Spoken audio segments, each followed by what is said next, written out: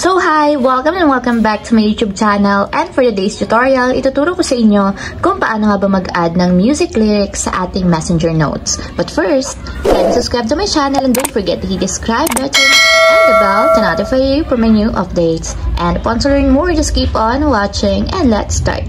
So ayan guys, for today's video, make sure na updated yung ating messenger app na gagamitin kasi bagong update lang to ni Messenger.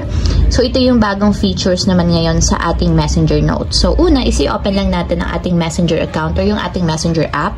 And then after yun guys, mula dito sa chat list, mag-create lang tayo ng notes gamit ang music. So mag-create lang tayo. So ayan, tap lang natin yung music button para makapag-add tayo ng music. So pili kayo guys ng music na may lyrics para ma-enable yung music lyrics. So for example, is ito na lang song na to. So ayan guys, tap nyo yung music. And after nyan guys, kung makita nyo pagka-tap ng music, makita kayong add lyrics dito sa part nito. So ang gagawin nyo lang is i-tap nyo yung add lyrics.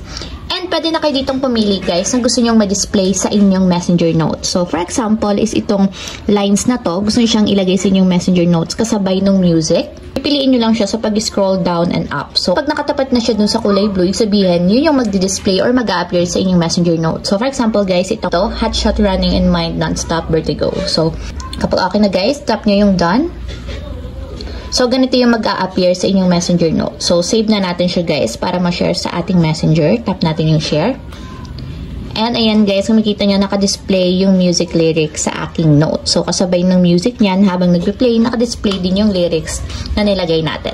So, ayun lang guys, ganun lang kasimple kung paano nga ba mag-add ng music lyrics sa ating messenger notes. If you have a question, can comment down below and don't forget to hit the subscribe button and the bell to notify you for my new updates. And thank you for watching!